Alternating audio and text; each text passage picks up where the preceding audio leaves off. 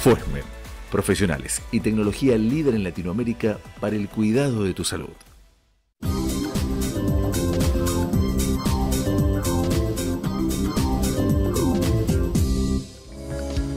¿Qué tal? ¿Cómo estamos? Bienvenidos. Hoy estamos con el último programa del ciclo 2019 de Mundo Salud y vamos a estar hablando de un tema que en esta época del año suele ser bastante recurrente, la depresión y los ataques de ansiedad. Recordá que todo este contenido lo vas a poder volver a ver en el9.com y también en nuestras redes sociales, Facebook, Twitter e Instagram. Nos encontrás como Mundo Salud o como Mundo Salud Oficial. Ahí están las redes sociales entonces en pantalla para que nos puedas seguir y enviar tus consultas a lo largo de todo el programa para los especialistas.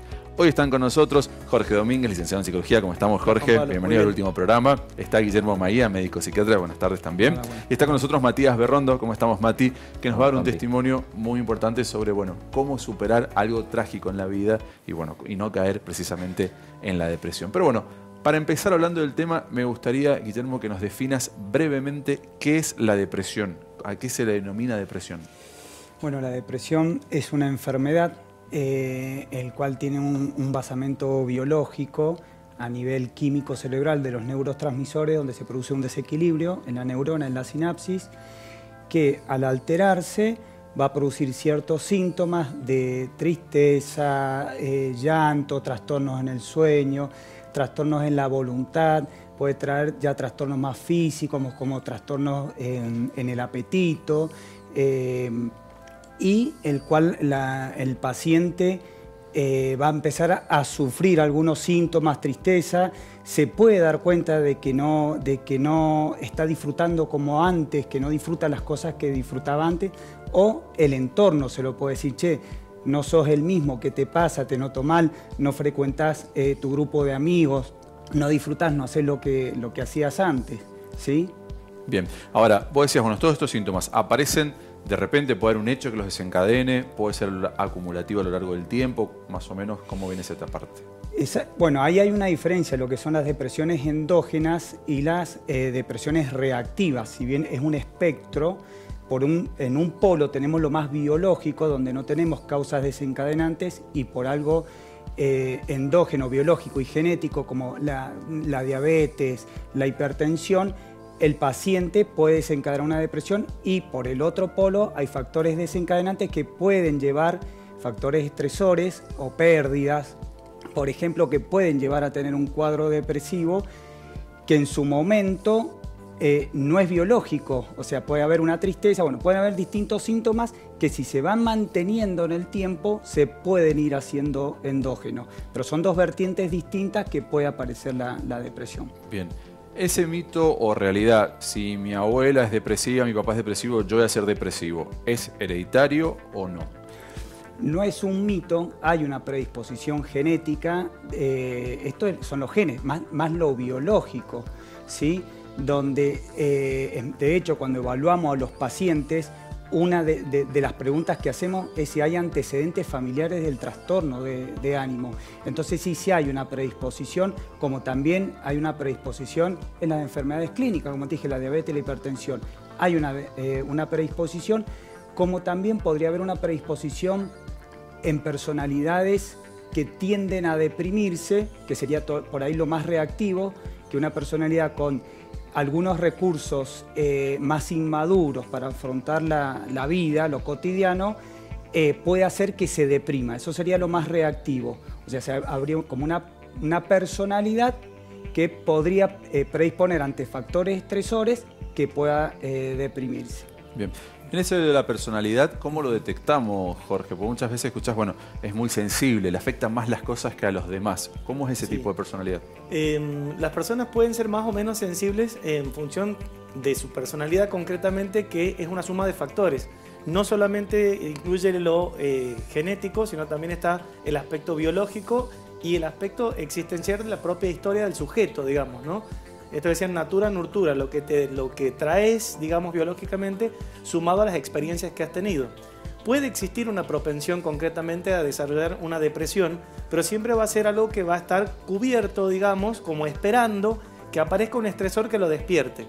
¿Sí? Si este estresor no aparece, o esta persona tiene una vida, digamos, más llevadera o ha generado, como decía Guillermo, más recursos para lidiar contra la adversidad, probablemente esa persona no genere un cuadro depresivo. Ahora, no contar con recursos y ser exigidos a un nivel, que un poco es lo que pasa ahora en las fiestas, en el que no puedo dar resultado a las demandas del medio, me pone en una situación que puede desencadenar un estado depresivo. Bien, y en esto de las fiestas vos decías, ¿por qué papel juega, por ejemplo, el balance de fin de año? Uno se pone a decir, bueno, balance de fin de año, esto es todo lo que no hice, o estos eran mis objetivos y no los cumplí. Uno por ahí se deprime. ¿Por qué sucede en esta época del año esa especie de angustia? Porque a muchos no digamos que llega a depresión, pero esa angustia, esa sensación de frustración. Hay como varios factores a considerar. En las fiestas es probablemente el momento en que las familias se reúnen, incluso aquellos que viven en otros lugares.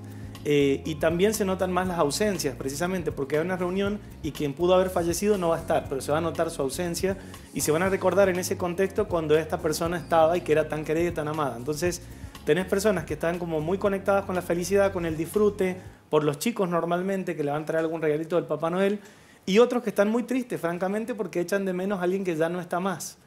A eso le tenemos que agregar concretamente que en nuestra sociedad se espera demasiado, digamos, de las familias, de dar respuesta concretamente a de qué manera yo voy a organizar la fiesta a nivel material. ¿Qué regalos voy a comprar? ¿Cuántos regalos voy a comprar? ¿Cuánta comida va a haber? ¿Sí? Y a veces prácticamente, y en la situación actual que estamos a nivel económico, no puedo dar respuesta a la demanda de mi familia. Y eso me pone en un cuadro concretamente de frustración que si se transforma en algo crónico puede generar un estado depresivo y de ansiedad, por supuesto. Bien, y hablando de cuadros crónicos, ¿cuáles son los tratamientos, Guillermo? Farmacológicos y no farmacológicos sería la terapia que vamos a hablar un ratito. La parte farmacológica. Mira, primero hay que ver si es necesario medicar un paciente que tiene una tristeza y ver si la depresión, ver la causa de la depresión y si hay que medicarla. Cuando hay que medicarla, hay que ver qué tipo de depresión es. ¿Sí? Si es una depresión más ansiosa, por un lado, una depresión más inhibida, si tiene trastornos del sueño, si tiene más trastorno de la voluntad, y qué antecedentes genéticos tiene, si hay algún familiar bipolar, por ejemplo. Decidimos medicar a este paciente que tiene una depresión, bueno, y ahí tenemos un abanico grande de antidepresivos para medicar de acuerdo al cuadro, como te decía. ¿Sí? Y de acuerdo hasta el peso de la persona, si puede producir diarrea, constipación, o sea, varias vertientes que podemos, un abanico que podemos tomar farmacológico para medicar a la persona. Bien, pero ¿por qué hay tanto prejuicio con la medicación? Porque voy a decir, uno siempre evita, no, que te empastillan, que eso no te soluciona el problema, que te ves medio tonto, viste que te ves como... Pasa ese mito, esa creencia, ese prejuicio. El mito. A ver, el mito está de... Lo que pasa es que la medicina avanzó mucho. La década del 90 fue la década del cerebro. Se avanzó mucho en neurociencia y en psiquiatría. Aparecen los nuevos psicofármacos, que no es que sean mejores que los otros, pero tienen mucho menos efectos secundarios. Eso es lo que se tiende a avanzar. ¿Y qué es lo que pasa? Entonces el paciente antes que no se los podía contener, se los tenía que contener con cierta medicación que también producía somnolencia, salivación, cialorrea, los manteníamos duros. Eso cambió muchísimo. Entonces yo no sé si también, bueno, tiene algo que ver la época de la medicina con lo que fueron tal vez la etapa de los gobiernos de facto, donde se decía que era un lugar, en los hospitales neuropsiquiátricos, donde se podía recluir personas. O sea, tenemos mucho estigma, pero eso ya es un razonamiento totalmente antiguo, ¿no? Sí, bueno, de hecho la nueva ley de salud mental propone cerrar todos los neuropsiquiátricos en breve, ¿no? ¿Qué pasa con el trastorno de ansiedad, Jorge? Por ahí hemos hablado de depresión, pero ¿qué pasa con el trastorno de ansiedad? El trastorno de ansiedad aparece a partir de que la persona está expuesta a estresores que no se retiran. De manera crónica la persona siente que es deficiente para dar respuesta a lo que el entorno requiere. Puede ser el trabajo, puede ser la familia, puede ser también un deportista de alta exigencia, ¿sí? Entonces yo me acostumbro a vivir en un estado de estrés permanente y eso va generando gradualmente una predisposición a la ansiedad. Si bien hay personalidades que son ansiógenas, en general tiene que ver con esto. Algo del orden de lo que se me demanda, yo lo siento que está por encima de mis posibilidades y convivo con eso todo el tiempo. Por ende, todo el tiempo estoy en estado de alerta, pensando de que las cosas van a salir mal, me voy a quedar sin trabajo, no voy a poder pagar las boletas o no me van a querer más si no voy a tal lugar. Entonces, permanentemente voy generando una idea en mí, digamos, de que algo me persigue y algo malo va a pasar. Entonces se afecta el sueño, la alimentación, las costumbres, los hábitos y por supuesto las relaciones sociales. Imaginemos lo siguiente, si yo traigo un perro y le empiezo a pegar con un palo, un buen rato el perro se va a poner loco, se va a enojar, se va a poner ansioso. Claro. Y después se me ocurre a mí ir a acariciarlo. ¿Qué piensan que me va a pasar? Me va a morder, claro, obviamente. Las personas que tienen altos niveles de estrés tienden después a tener una conducta de carácter agresivo. ¿Por qué? Y porque identifican una agresión en cualquier tipo de interacción prácticamente. Bien, muy bueno el ejemplo del perro y las personalidades ansiosas. Cuando estábamos hablando del programa y estábamos planificando el tema de la depresión, quisimos compartir con todos ustedes, él es un amigo nuestro personal, Matías Berrondo, pasó un hecho de la vida bastante complicado y quisimos que nos cuente su caso de vida y cómo salió adelante. Me gustaría, Mati, buenas tardes, y que nos cuentes un poco brevemente qué fue lo que pasó y cuál fue tu actitud. Linda foto. Bueno, buenas tardes. Es difícil no emocionarse, ¿no? Sí, por supuesto. Pero bueno, también yo estaba escuchando profesionalmente todo lo que uno escucha profesionalmente, depresión, ataque de ansiedad. Yo lo viví. Entonces como que lo fui llevando un poco a la parte interna, ¿no?, de uno. Porque bueno, hace casi 3 años mi padre sufre un infarto en el sur. Y de repente estoy con cosas de emociones, ¿no? Sí. Sufro un infarto y de repente tengo que salir con mi hermano a buscarlo, pues no podía viajar. En avión, o sea que estaba en terapia, estaba controlado. Y bueno, salimos un sábado, con tan mala suerte tenemos un accidente, y fallece él inmediatamente. Tu hermano, entonces, para que la gente Abel, entienda. que es el que está ahí. Va en el auto por un hecho grave con tu papá, vamos en la justo ruta. En busca de solventar a la familia, a nuestro padre en este caso, un viaje de trabajo que hizo él, que de repente quizás no estaba común de acuerdo con mi mamá de que se hiciera el viaje. Él lo hizo igual porque su trabajo le apasiona, como a todos nos apasionan nuestros trabajos. Y eso desencadenó un montón de cosas, separación de mis padres. Dentro de todo lo que uno empieza a vivir, mi mamá automáticamente dentro de los duelos fue, bueno, la culpa es de mi marido.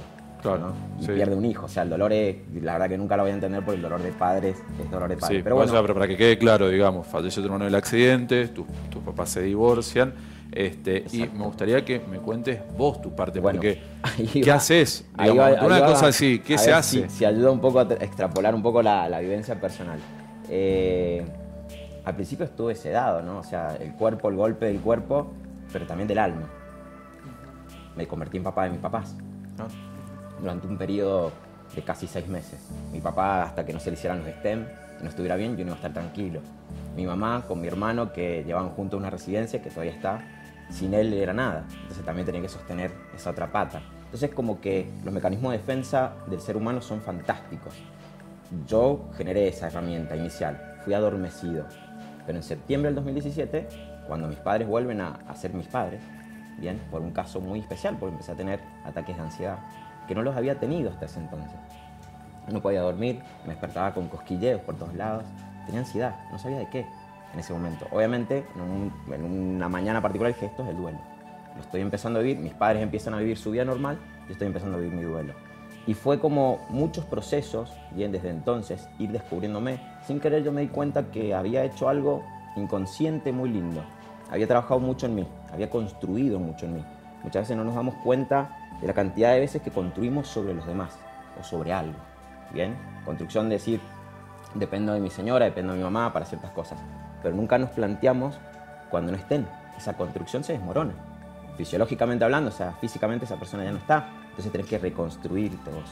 Yo, como había trabajado sin querer, inconscientemente, construcción en mí, me permitió dar un paso adelante.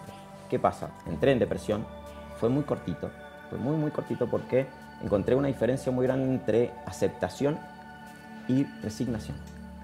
Yo no me resigné a que no tenía a mi hermano, lo acepté. Y esa aceptación, sin querer, me llevó a la palabra resiliencia, que es como converger, aceptar y transformar. Y esa transformación me permitió seguir adelante. Pero una de las cosas puntuales, que por ahí sé que tenemos tiempos muy cortitos, ¿saben qué? Hice un viaje a Europa, pero fue un viaje personal, básicamente, para estar solo. Y lo que más me ayudó fue volver a empezar en todo. La mañana, levantarme, tender mi cama, lavar mi ropa. Me sentí útil nuevamente, me sentí con un yo nuevamente, y después empecé de ahí a extrapolarlo a algo más.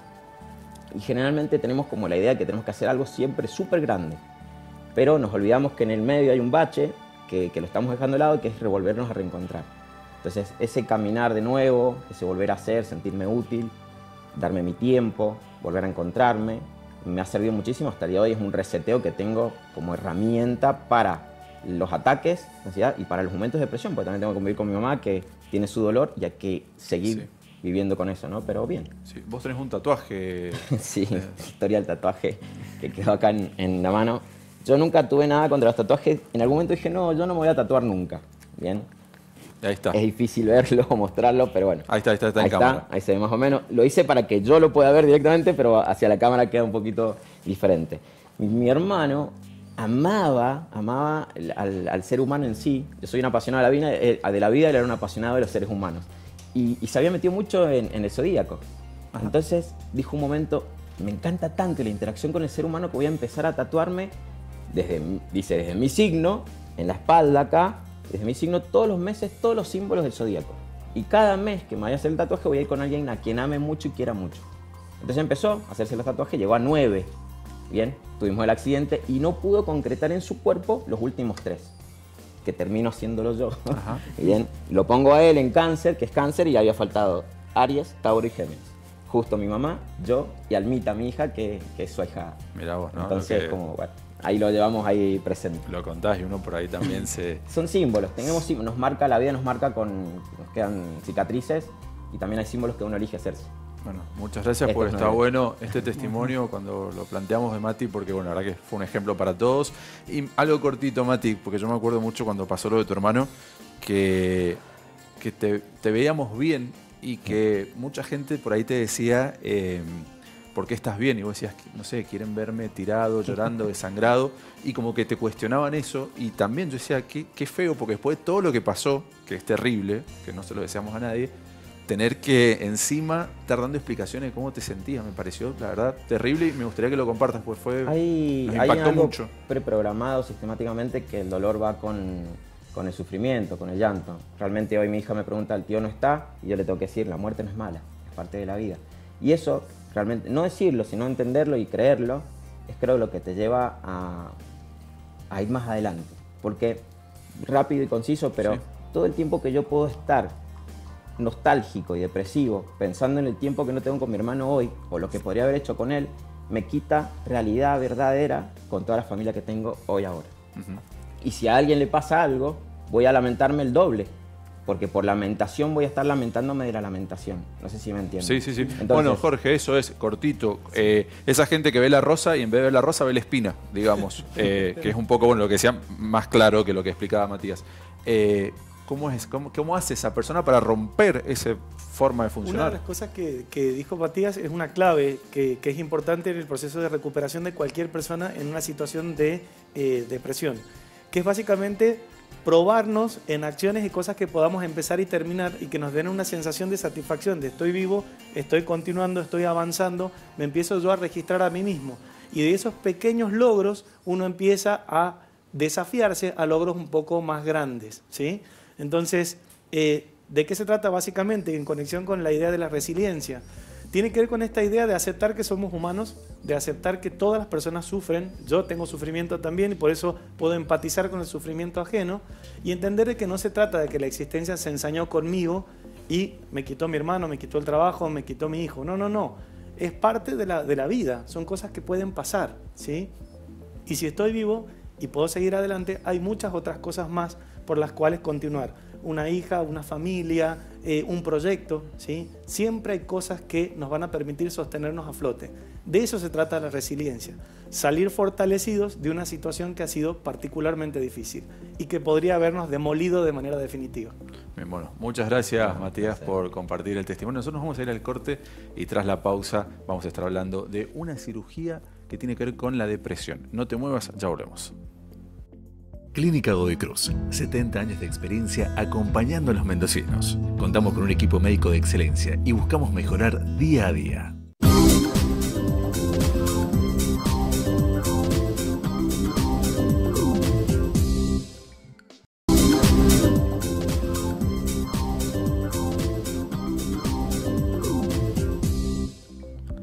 Segundo bloque en Mundo Salud. Seguramente lo has visto en las cápsulas hablando de cerebro saludable, de ACV. Hoy está con nosotros en el piso el doctor Fabián Kremaski. Bienvenido, Fabián, ¿cómo estamos? Muy bien, gracias. Bueno, yo estaba viendo Facebook el otro día al doctor y veo una cirugía inédita de depresión. Digo, bueno, que nos venga al piso y nos cuente mucho más de qué se trata esta cirugía.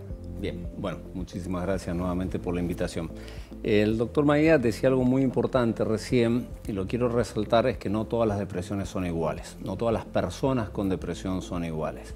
Y nosotros, esa costumbre que tenemos los médicos de clasificar para nosotros poder entender algo tan complejo como el cerebro, y muy bien lo dijo Guillermo, hablaba de las depresiones endógenas por un lado y de las depresiones reactivas por otro. Bueno, la depresión endógena, como bien decía Guillermo, tiene un fuerte componente genético, biológico e inclusive estructural. ¿Qué significa estructural? Que hay ciertas zonas del cerebro que regulan la función que nosotros hoy podemos atribuir a ciertos síntomas de la depresión. Entonces, así como nosotros hace muchos años venimos operando patologías como Parkinson, que sabemos exactamente qué parte del cerebro son las que regulan los circuitos, hace más de 15 años, especialmente del grupo de Toronto, del doctor Lozano, que lo tuvimos la semana pasada acá en Mendoza, desarrollaron la misma técnica de estimulación cerebral profunda que usamos para Parkinson para la depresión. ¿Por qué? Porque justamente, como decía Guillermo, esas personas con depresiones endógenas, muy refractarias, muy severas, que pasaron por todos los protocolos de tratamiento y no dieron un resultado satisfactorio, son candidatos para una evaluación más particular para ver si se puede hacer estimulación cerebral profunda en estas áreas. Bueno, eso fue lo que hicimos acá en Mendoza, ya lleva más de un año. La particularidad que es la primera vez, esto ya está publicado, quiero aclarar que esto está publicado científicamente, está impreso y ha pasado por todos los procesos editoriales y científicos previos y posteriores. Lo original es que hay dos grandes grupos en el mundo que hacen este tipo de cirugía, el grupo de Lozano en Toronto y también el doctor Velasco en México. Y acá en Mendoza no solo estuvo Lozano, sino que Velasco, o sea, los dos, porque nosotros hicimos una combinación del blanco de Toronto y el blanco de México. Entonces, la primera vez que se hace esta combinación novedosa de la cirugía.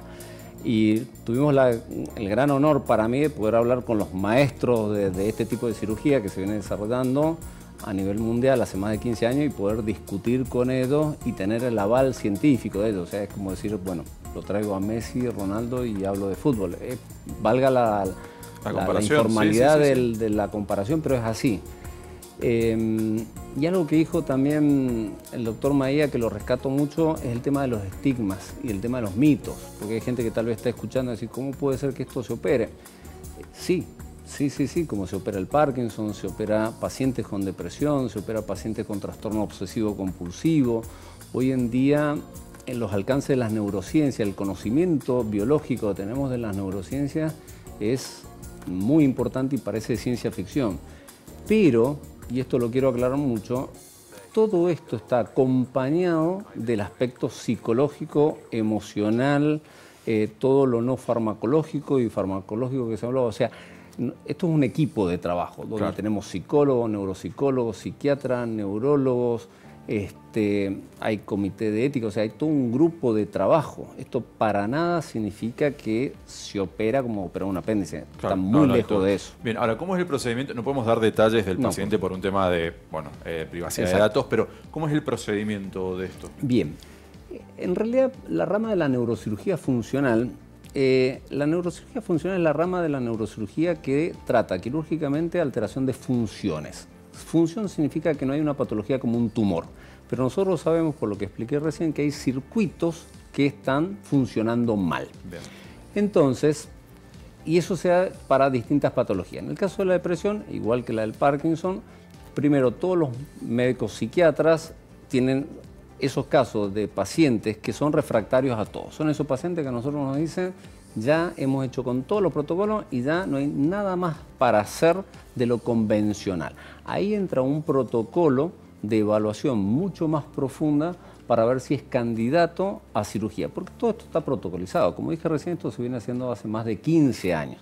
a nivel mundial. Nosotros no hemos inventado nada, la combinación de blancos, pero entonces todo esto está muy protocolizado. Si por ejemplo el doctor Maía me dice, mira, tenemos este paciente de estas características, nosotros lo analizamos junto con el psiquiatra de cabecera, se discute, tiene que haber 2 equipos psiquiátricos independientes que esté de acuerdo con todo, significa desde el diagnóstico a que se han agotado todas las herramientas terapéuticas con los psicólogos, asistente social, todo eso se analiza muy bien.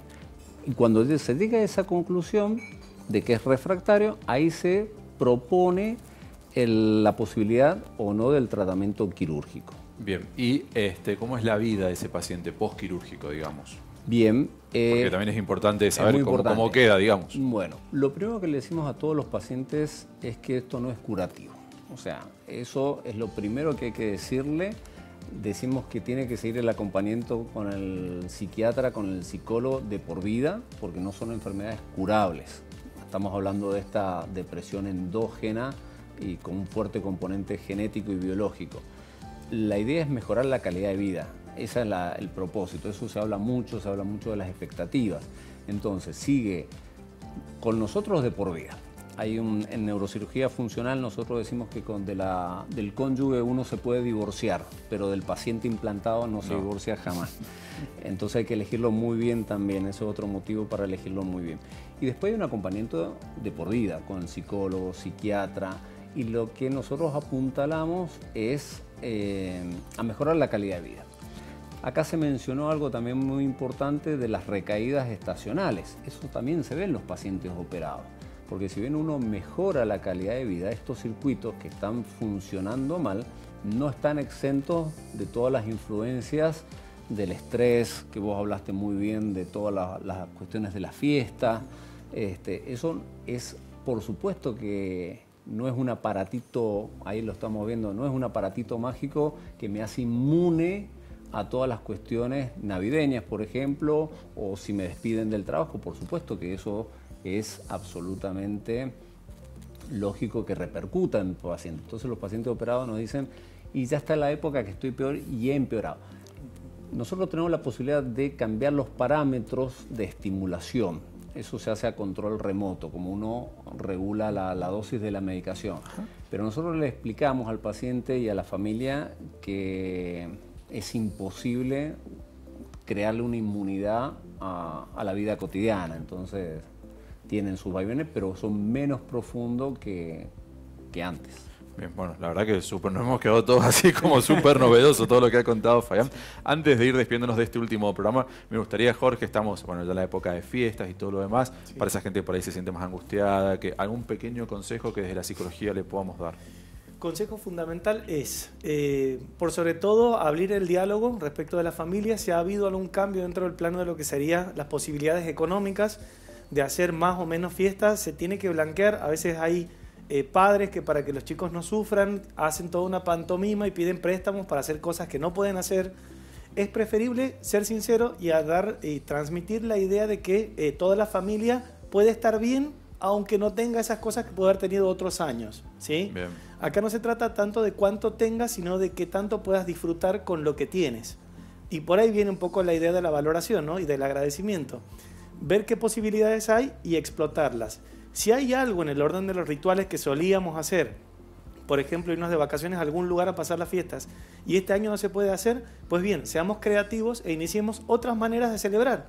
Podría ser que este año se nos ocurra, no sé, cenar frutas, por ejemplo, sí, que podría ser divertido, o ir al parque, claro, o poner música y bailar hasta tarde. Pueden haber muchas alternativas, ¿sí? Buscar alternativas es una manera también de vacunarnos un poco contra esta posible, digamos, visión depresiva de que no tengo lo que quiero porque no pude obtenerlo. Sino es básicamente, veo qué es lo que tengo y vemos entre todos cómo podemos disfrutar más de eso que tenemos. Bien. Guillermo, ¿algo que quieras sumar sobre este tema? Que bueno, en esta época del año viste que aumentan las consultas y todo lo demás.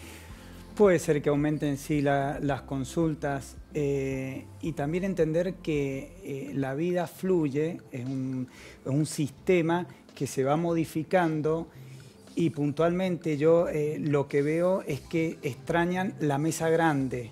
El niño que tenía la mesa grande con abuelos, cuando ya va creciendo, el abuelo no está o algún hermano está en otro país y extraña la mesa grande. Entonces entender que somos libres, el ser humano elige por gente que puede estar no en la misma mesa, las familias se van juntando con otras familias y entender que esto es fluido y que de eso se trata la vida, de fluir.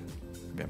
Bueno, además de destacado neurólogo Fabián Cremás, que es un eximio deportista, y algo que está comprobado para la depresión es la actividad física. ¿Qué mejor que Fabián para que nos recomiende un poquito de actividad física? Bien, no la que yo hago tal vez. No, es maratonista, no, esa ya no. me han escuchado, yo sigo por lo menos lo de los 150 minutos semanales que dice la Organización Mundial de la Salud en 5 sesiones semanales de 30 minutos.